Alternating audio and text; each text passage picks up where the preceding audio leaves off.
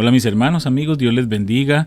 Una cápsula bíblica más, compartiendo con ustedes la palabra del Señor a través de estas porciones que hemos estado leyendo con el ánimo de terminar este año habiendo hecho esta lectura de toda la Biblia completa.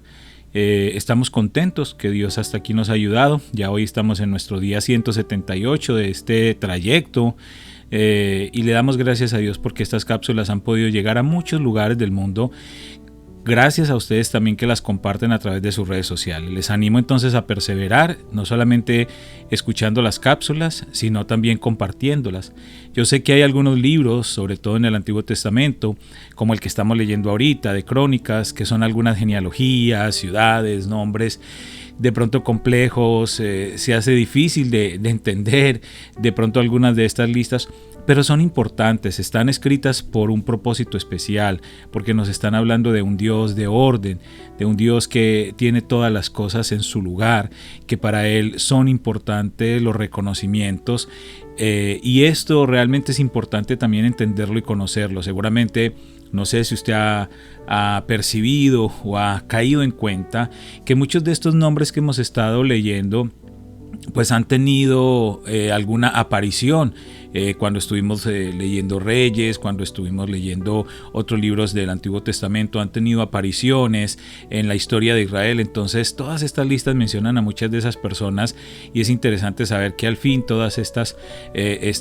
grupos que se iban formando, estos clanes que se iban formando, pues todos venían y provenían de un mismo padre que era Abraham, ¿no? Y cómo la misma familia se fue separando, se fue yendo hacia diferentes lugares, fueron tomando sus propias culturas. Entonces vemos como de esa misma descendencia de Abraham muchos decidieron seguir adorando a Dios y otros no. Entonces es importante también tomar todas estas genealogías y estas lecturas que estamos haciendo ahorita en Crónicas para que podamos ver a ese Dios de orden, a ese Dios de excelencia. Les animo entonces a seguir perseverando y que Dios nos bendiga.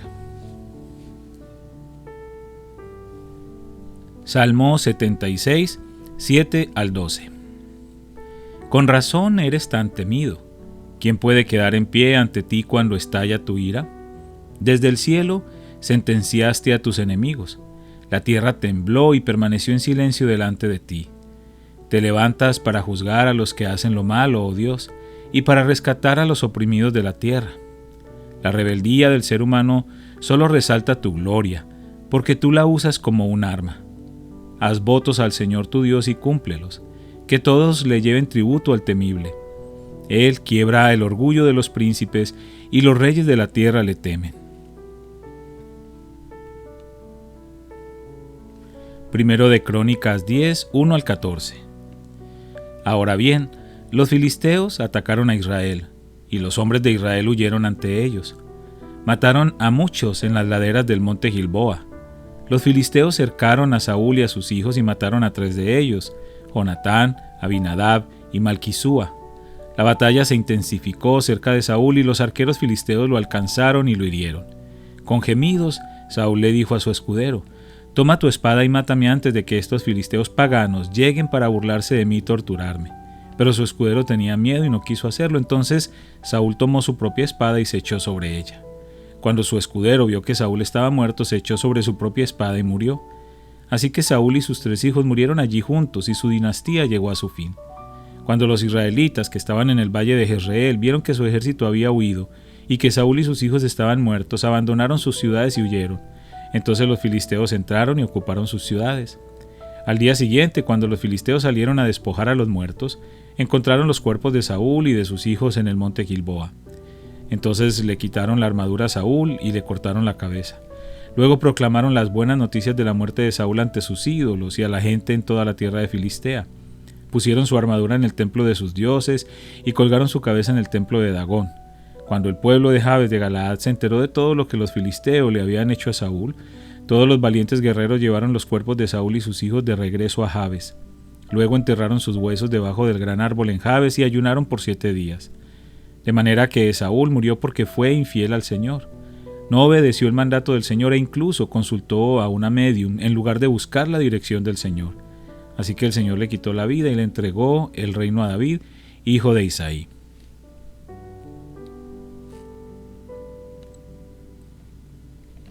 Primero de Crónicas 11, 1 al 47.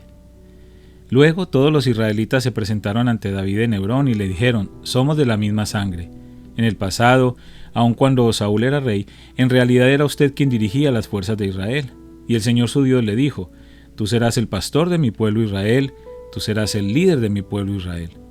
De modo que allí en Hebrón David hizo pacto ante el Señor con todos los ancianos de Israel, y lo ungieron rey de Israel, tal como el Señor lo había prometido por medio de Samuel. Después David fue con todo Israel a Jerusalén, o Jebús, como solían llamarla anteriormente, donde vivían los jebuseos, los habitantes originarios de esa tierra. El pueblo de Jebús se mofaba de David: jamás entrarás aquí. Pero David tomó la fortaleza de Sión, la que ahora se llama Ciudad de David. David había dicho a sus tropas: el primero que ataque a los jebuseos será el comandante de mis ejércitos. Así que Joab, cuya madre era Sarbia, una hermana de David, fue el primero en atacar, y entonces llegó a ser el comandante de los ejércitos de David. David hizo de la fortaleza su casa, y es por eso que se llama Ciudad de David. Extendió la ciudad desde los terraplenes hasta la zona circundante, mientras que Joab reedificaba el resto de Jerusalén. David se hacía cada vez más poderoso porque el Señor de los ejércitos celestiales estaba con él. Estos son los líderes de los guerreros valientes de David. Junto con todo Israel, ellos decidieron hacer rey a David, tal como el Señor había prometido con relación a Israel. Este es el registro de los guerreros valientes de David. El primero fue Jasobeán el Acmonita, quien era líder de los tres, el grupo de guerreros más valientes entre los hombres de David. Una vez utilizó su lanza para matar a 300 guerreros enemigos en una sola batalla. El siguiente en rango entre los tres era Eleazar, hijo de Dodai, un descendiente de Ahoa. Estuvo con David cuando los filisteos se reunieron para la batalla en Pasdamim y atacaron a los israelitas en un campo lleno de cebada. El ejército israelita huyó, pero Eleazar y David no se dieron terreno en medio del campo e hicieron retroceder a los filisteos. Así que el Señor los salvó dándoles una gran victoria. Cierta vez, cuando David estaba en la roca cerca de la cueva de Adulam, el ejército filisteo estaba acampado en el valle de Refaim. Los tres, que formaban parte de los 30, un grupo selecto entre los hombres de guerra de David, descendieron a la cueva para encontrarse con él. En aquel tiempo David se alojaba en la fortaleza, y un destacamento filisteo había ocupado la ciudad de Belén. David les comentó a sus hombres un vivo deseo: «Ah, cómo me gustaría tomar un poco de esa buena agua del pozo que está junto a la puerta de Belén». Entonces los tres atravesaron las líneas filisteas, sacaron agua del pozo junto a la puerta de Belén y se la llevaron a David, pero David rehusó tomarla, en cambio la derramó como ofrenda al Señor. «No permita a Dios que la beba», exclamó. «Esta agua es tan preciosa como la sangre de estos hombres que arriesgaron la vida para traérmela». De manera que David no la tomó. Estos son ejemplos de las hazañas de los tres. Abisaí, hermano de Joab, era el líder de los 30.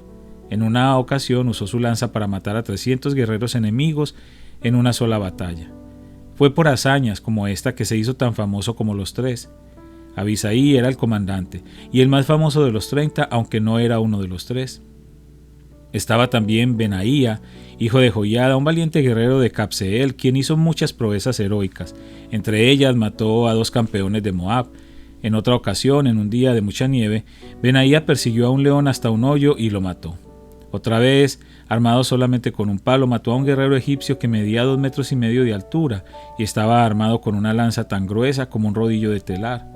Benaía arrebató la lanza de la mano del egipcio y lo mató con ella. Hazañas como estas hicieron a Benaía tan famoso como los tres, los guerreros más valientes.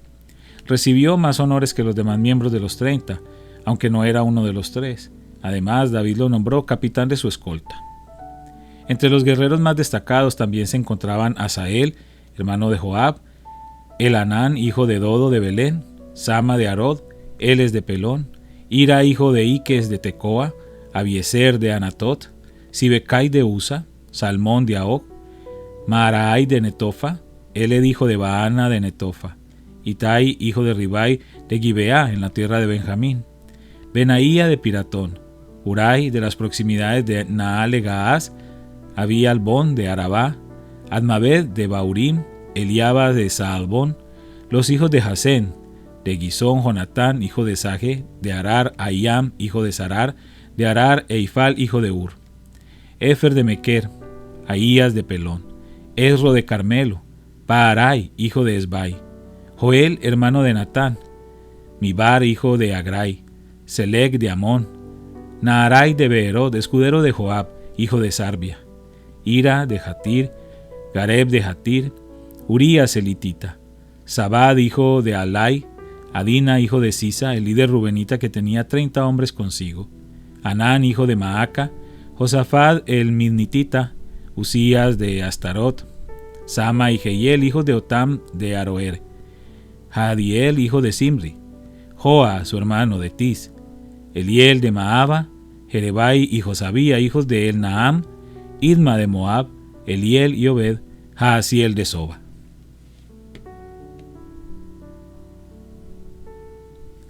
Romanos 4, del 1 al 12. Humanamente hablando, Abraham fue el fundador de nuestra nación judía. ¿Qué descubrió él acerca de llegar a ser justo ante Dios? Que si sus buenas acciones le hubieran servido para que Dios lo aceptara, habría tenido de qué jactarse, pero esa no era la forma de actuar de Dios. Pues las Escrituras nos dicen, Abraham le creyó a Dios y Dios lo consideró justo debido a su fe. Cuando la gente trabaja, el salario que recibe no es un regalo, sino algo que se ha ganado. Pero la gente no es considerada justa por sus acciones, sino por su fe en Dios, quien perdona a los pecadores. David también habló de lo mismo cuando describió la felicidad de los que son declarados justos sin hacer esfuerzos para lograrlo. Oh, qué alegría para aquellos a quienes se les perdona la desobediencia, a quienes se les cubren los pecados. Sí, qué alegría para aquellos a quienes el Señor les borró el pecado de su cuenta. Ahora bien, ¿es esta bendición solamente para los judíos o es también para los gentiles incircuncisos? Como venimos diciendo, Dios consideró a Abraham justo debido a su fe. ¿Pero cómo sucedió esto? ¿Se le consideró justo solo después de ser circuncidado o fue antes? Es evidente que Dios aceptó a Abraham antes de que fuera circuncidado. La circuncisión era una señal de que Abraham ya tenía fe y de que Dios ya lo había aceptado y declarado justo aún antes de que fuera circuncidado. Por lo tanto, Abraham es el padre espiritual de los que tienen fe, pero no han sido circuncidados. A ellos se les considera justos debido a su fe. Y Abraham también es el padre espiritual de los que han sido circuncidados, pero solo si tienen la misma clase de fe que tenía Abraham antes de ser circuncidado.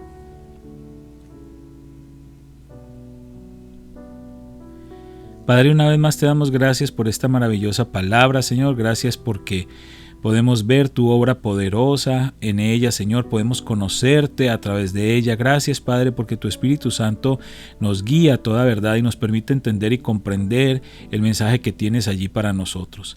Te pido de una manera especial en este día por todos aquellos que escuchan estas cápsulas, que las están compartiendo, Señor, para que seas tú obrando conforme a tu perfecta voluntad en sus vidas, Señor. En el nombre de Cristo Jesús. Amén.